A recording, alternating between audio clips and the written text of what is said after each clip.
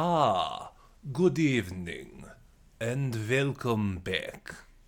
Hey guys, how's everyone doing? This is Sir Jedi Sentinel, and welcome back to Sentinel Reviews.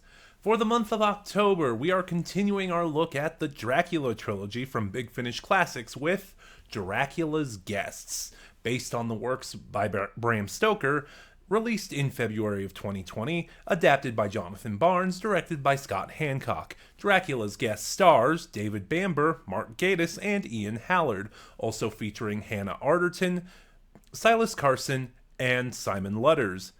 As always, there is a blanket spoiler warning in place because I do these unscripted, so if you do not wish to be spoiled, in the description box below is the link to Big Finish's website where you can purchase Dracula's Guests.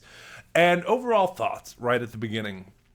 This is a much stronger set than Dracula was. I liked Dracula. I thought it was a little bit above average, but nothing all that great. I believe I said, I don't know if I made it clear in that video or not, that the strengths of Big Finish's Dracula adaptation come from comparing it to the novel and comparing it to other adaptations. Now, I have not read the book this is based on. I didn't even realize Stoker wrote more Dracula stuff, but apparently this is based on a collection of short stories. I believe it was called Dracula's Guests and Other Dark Tales, or something to that effect. I don't know much about it other than it was released posthumously after Stoker's death. So, with that in mind, and not really knowing if this particular work was adapted beyond this, I will be judging this set on its own merits.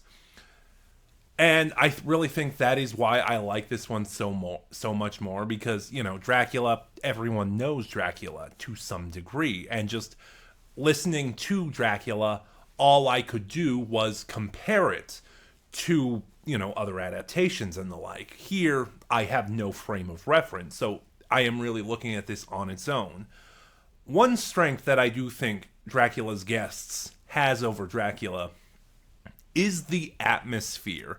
I don't think there was really a lot of atmosphere in the original Dracula in hindsight, but here, this set is dripping with it.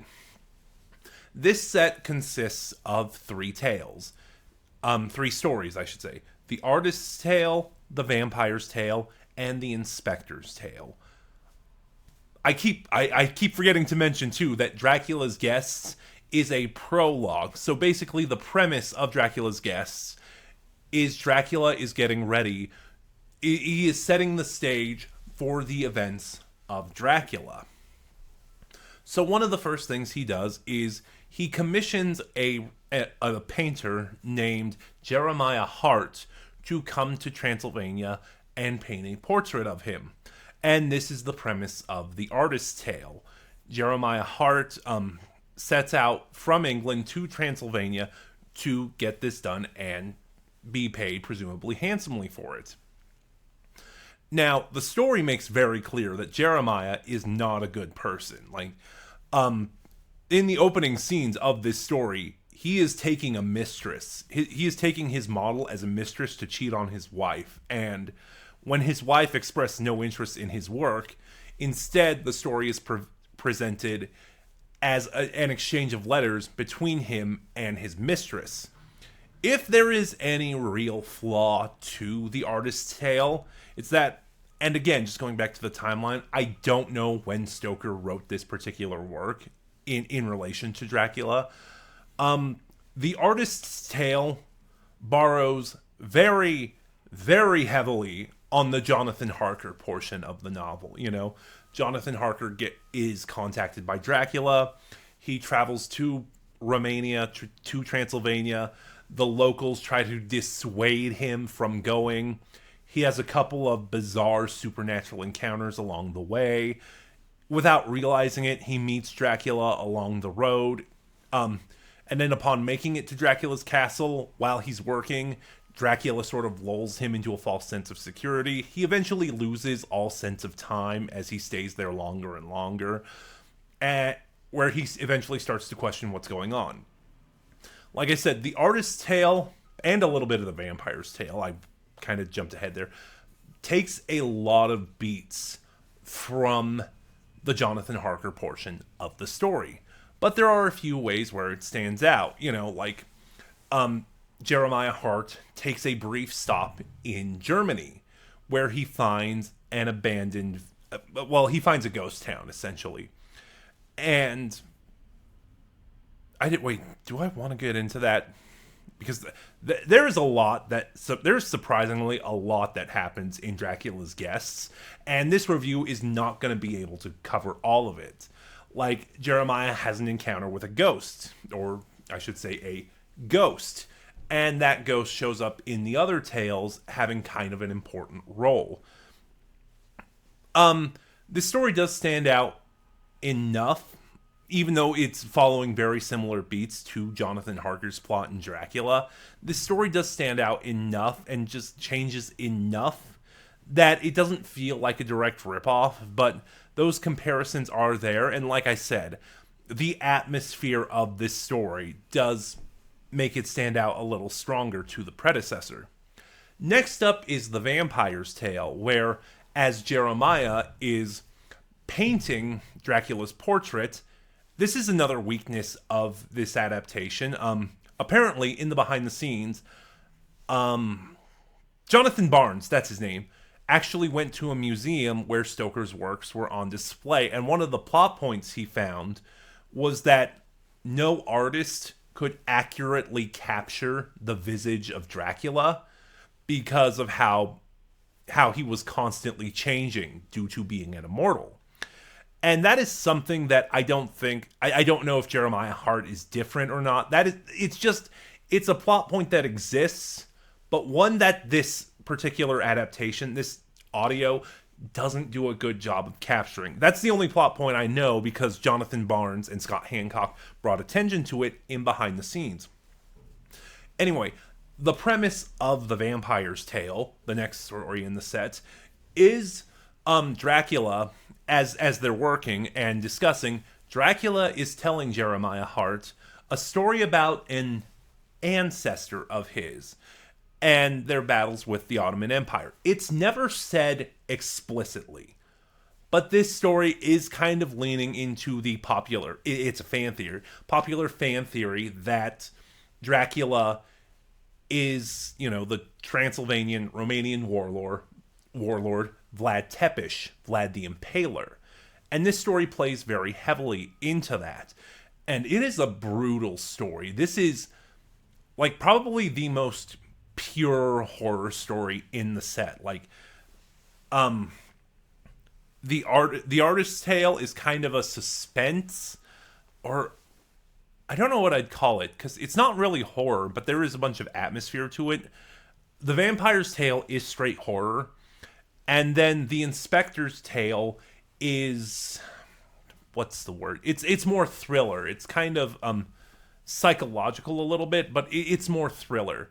So we see here what Vlad Tepes does, or Dracula. I'm just going to call him Dracula because, again, the story never makes it explicitly clear that this is Vlad Tepes, but the implication is there, but it's still Dracula. Like a general or a messenger from the Ottoman Empire comes trying to barter peace with Dracula. And what Dracula does, because, the Ottomans have or had a custom about headwear and not removing it, and Dracula says that, to not remove your headwear is an insult to a high-ranking warlord.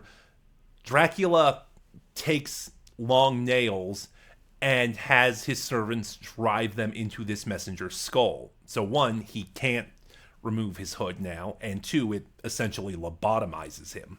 Like, and a couple of displays like that happen in this story, lending to the horror. Like, one other such display is that a German village is basically committing acts of terrorism.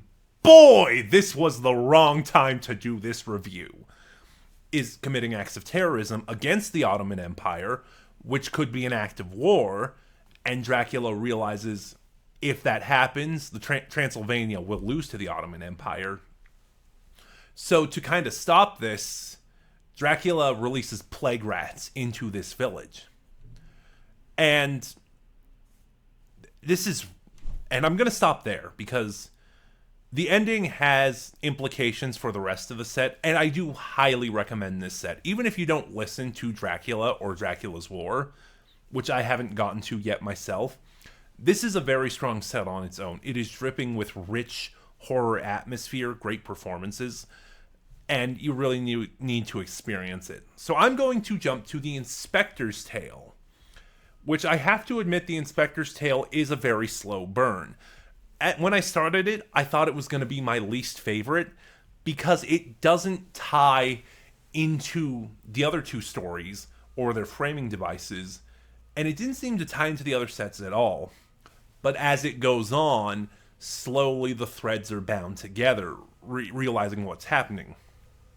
So our inspector is R.M. Renfield, which was really interesting because I don't believe his backstory is given in the novel. I've only read the novel once, I should add, and a lot of adaptations make him sort of a former lawyer, or we're British, so a solicitor. You know, in fact, the Universal Bela Lugosi film, Renfield is playing Jonathan Harker's part, and his experiences at Dracula's castle are what drive him insane. Or similarly, in Werner Herzog's remake of Nosferatu, Renfield is actually Jonathan Harker's boss. So I kind of gotten used to this idea that Renfield is a lawyer, or the adaptations have set themselves on this idea that Renfield is a lawyer or solicitor. So to see him being portrayed as an inspector is just a little weird. And again, I don't think Renfield has any kind of backstory in Dracula. He's just an inmate at the asylum, which leads me to the other thing about this story. This story has the most ties to Dracula because this is the story of how Renfield came to be an inmate at the asylum, you know. So he didn't have the healthiest life to start with. This story makes it very clear, you know, he's dealing with an abusive mother who is now dying. And lately he's been having bad dreams, prophetic dreams, which is a plot point that Big Finish adapted into Dracula. You know, I talked about this with Quincy in particular, but there were other mentions, like Arthur's dying father had prophetic dreams as well. And it brings it over to, and now Renfield's been having them. Again, don't know if this was a plot point in the book or not, but just here. Meanwhile, Renfield is trying to catch a serial killer who is leaving his victims sanguinated, drained of blood. Or is it exsanguinated? I don't remember.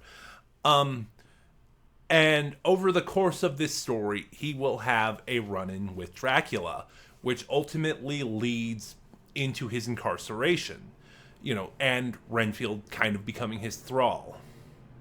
I actually kind of have issues with the way that this story ends, just because it always kind of felt like, at least to me, reading the novel, that, you know, Renfield was incarcerated in the asylum before the events of the story, but he didn't really encounter Dracula and become his thrall until Dracula arrived in England.